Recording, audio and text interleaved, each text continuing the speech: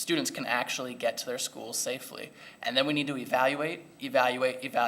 As others said, busing's not going anywhere. We need to make sure that it's done efficiently, and we need to make sure that there are feedback loops in place where we can find those efficiencies. Candidate Larkey. I think candidate Sims put it perfectly. Neighborhood schools are the best way to minimize the busing costs. When you close a school in the middle of town, when you close a school in Rolling Stone, now you have to provide busing to those students. Keeping those small neighborhood schools open, kids can walk to school, it creates a sense of community. You have other people watching over them as they walk to school. Another thing, it's not a bad thing to negotiate. It's not a bad thing to negotiate anything in life. If you want a lower price, you ask for a lower price. The worst thing that they can say is no. At least you tried. And evaluating that on a yearly basis is important. Not signing on for 4 or 5 years, but evaluating it every year and making sure that you're looking at every avenue and every option that is available to you. Thank you. As a school board member, what, if anything, will you do to establish and/or promote an environment where students are comfortable expressing their needs and issues regarding sexual abuse, domestic abuse, dating violence, bullying, suicide, and/or mental health? Our first respondent will be candidate Larkey. Well, unfortunately, in today's world, this is the reality we live in. I believe we need to have counselors available that students trust. We need to have teachers available that students trust. And I believe we need to provide the correct training and great training for our students and our counselors so that they can, so that they have the resources available to them when a student comes to them. It's a scary thought, and I've never been in that particular situation. I've been in situations similar, I guess I would say, but thinking you have nobody to talk to is terrifying. So making sure that our schools have the staff that are trained and have the staff that are open to listen to our students is extremely important.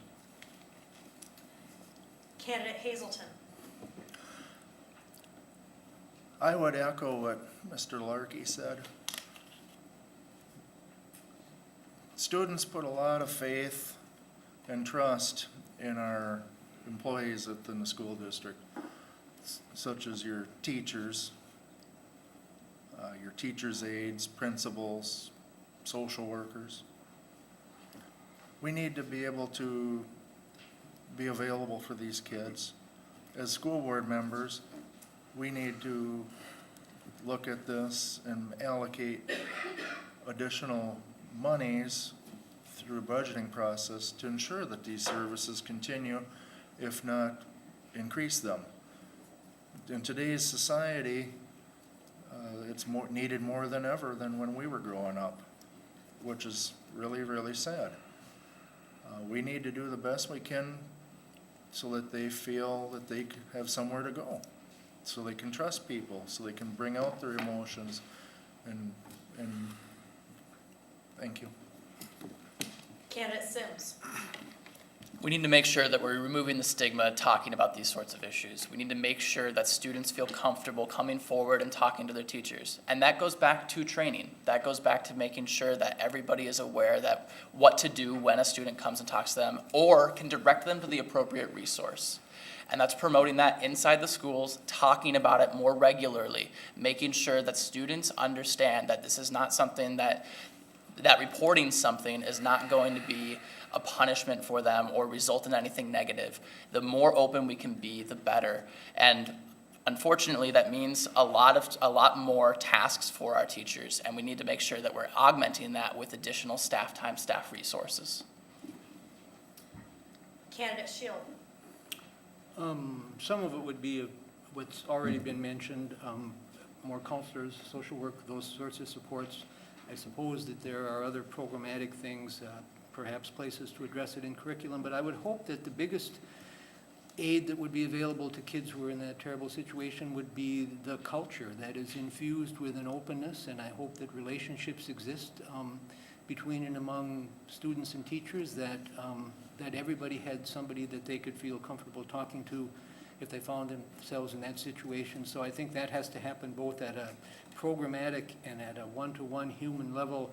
And again, given the complexity of the problem, there's no silver bullet for it. I think we could do a lot better if we just all treat each other the way that we would all want to be treated. Candidate Sonneman. Could you repeat the question, please?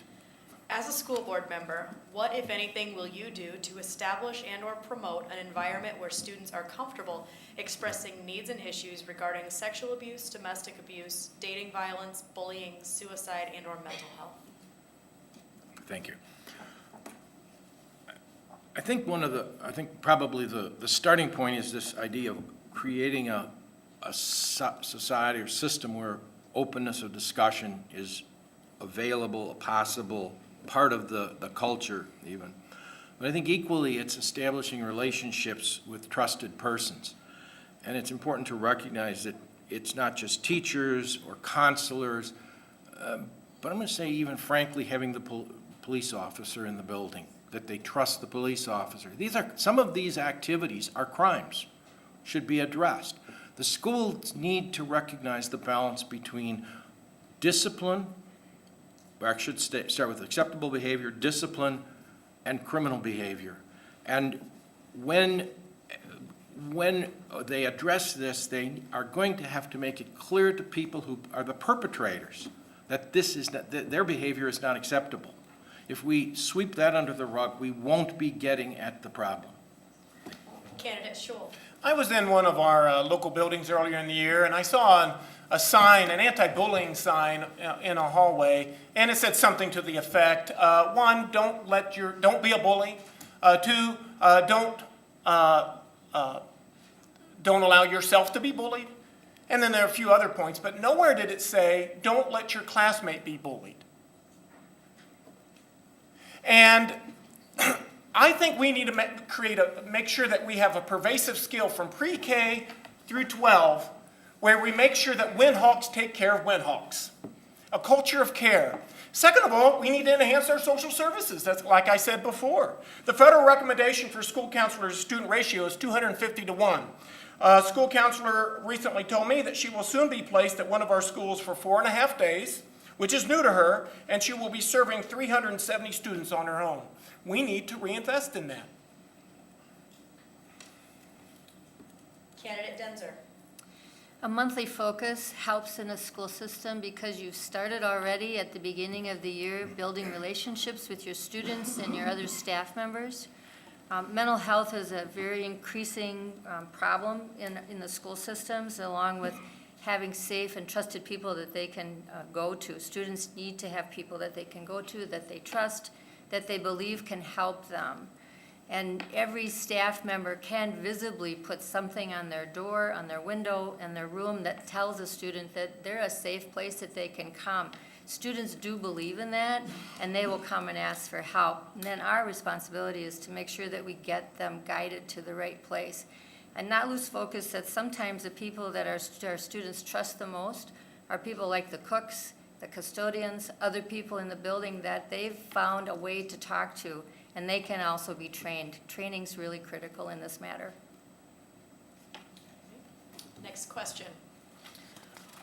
What, if anything, would you do to encourage families to stay with Winona area public schools versus other options in the area? Our first candidate will be candidate Hazelton.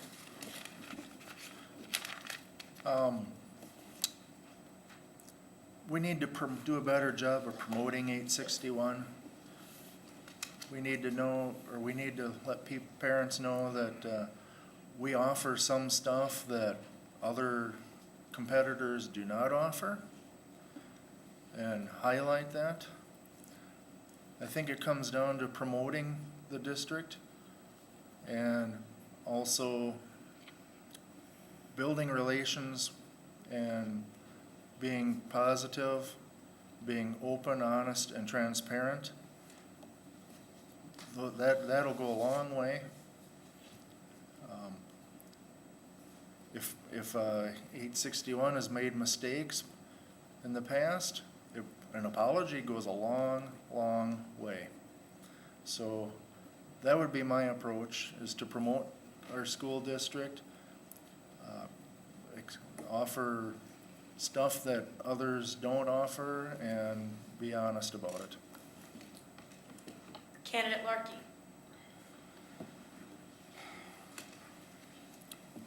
I would echo what Mr. Hazelton had said in marketing our district and what we do well and what we're working on, quite frankly.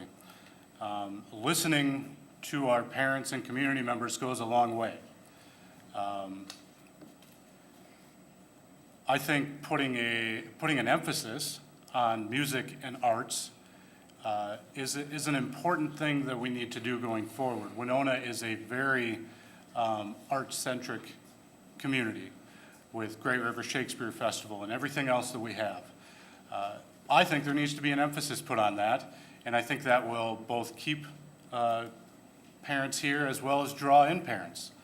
Another idea I have or have had in the past was to make the Rolling Stone School more of a magnet school centered around agricultural and environmental. You would be able to draw in so many more people from surrounding areas if that were to happen. Thank you. Candidate Sims. It's no secret that Winona Area Public Schools has stiff competition in the Winona area. And the solution to that is not to try and stifle that competition, but to outcompete against that competition. That means better programs, specifically targeting students before they enter kindergarten, making